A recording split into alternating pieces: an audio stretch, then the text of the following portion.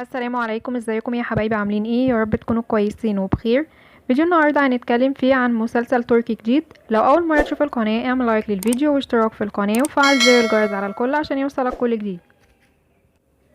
مسلسل السيدة العزباء الماكرة هو مسلسل صيفي جديد مقتبس من المسلسل الكوري الامرأة العزباء الماكرة من انتاج مشترك فاتح اوكسوي ويامور اونيل. المسلسل سينطلق تصويره بعد العيد وسيعرض في شهر يونيو على قناة فوكس. أما عن قصة المسلسل وأهم الأبطال، حيث انفصلت الممثلة ميليسيا دونغيل عن مسلسل ترك بابي لتنضم لهذا المسلسل، وتشارك البطولة كل من بورغو أوزوبيرغ، بوراك يورك، وإلهان شين. أما عن قصة المسلسل، فقصة المسلسل تحكي عن زوجان مطلقان. السيدة الماكرة تزوجت برجل كانت تحلم بحياة مثالية، ولكنها بدلا من ذلك أصبحت حياتهم متعبة، مما أدى بهما إلى اتخاذ قرار مؤلم لقطع الأمور. ولكن بعد بضع سنوات السيدة الماكرة تكافح من أجل الحصول على حياة مرحة، في حين زوجها السابق أصبح الرئيس التنفيذي وغني وناجح. ولكن السيدة الماكرة تركته بينما كان فقير، ولكن تقرر دخول شركته كمتدربة للعودة إليه وإثبات نفسها. ولكن يقع الاثنين في مواجهة مشاعرهم وسوء الفهم الذي لم يحل سابقا. معلومات عن بطلة مسلسلنا بورغو أوزوبيرغ.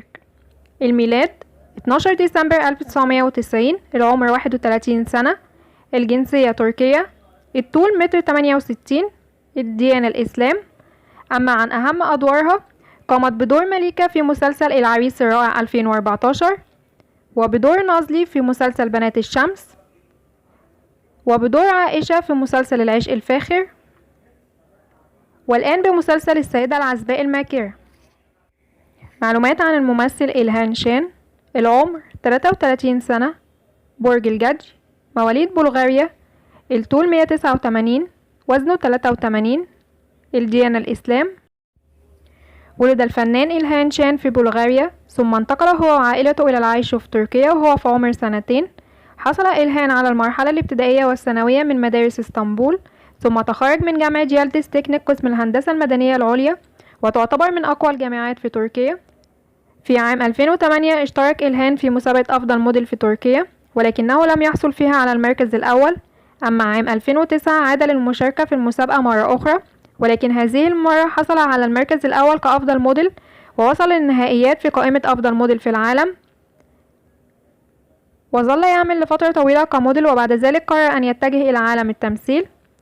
بعد أن قرر الفنان إلهان الدخول إلى عالم التمثيل، قام بأخذ دروس في معاهد التمثيل باسطنبول حتى يحسن من أدائه كممثل. وعام 2018 كانت بداية الفنان إلهان شين في الأعمال الدرامية، وذلك من خلال مسلسل محمد الفاتح، وقد أعجبوا المنتجين والمخرجين بأدائه المتألق والجيد.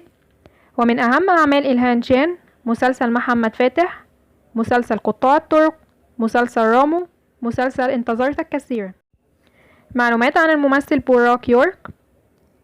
مواليد 26 مايو عام 1995، ولد في اسطنبول، الجنسية تركية، طوله 180 سنتي، وزنه 73 كيلو، ديانته الإسلام، برجه الفلكي برج الجوزاء. أما عن دراسته فهو درس قسم المسرح بجامعة بيكنت. حالته الاجتماعية أعزب.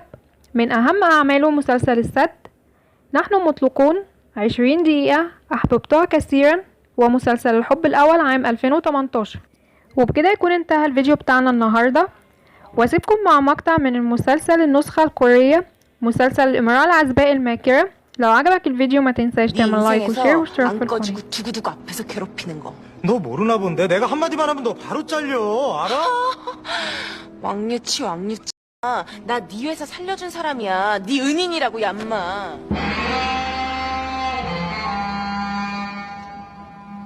뭐? 뭐?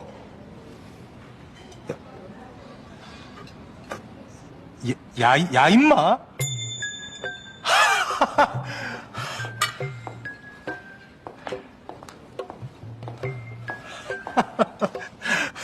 참. 대표님, 어디 불편하세요? 잘 못 드시는 것 같은데. 아니요. 왜요? 어디 안 좋으세요? 아, 찾으셨으면 제가 따드릴까요? 저 손 잘 따는데. 아니.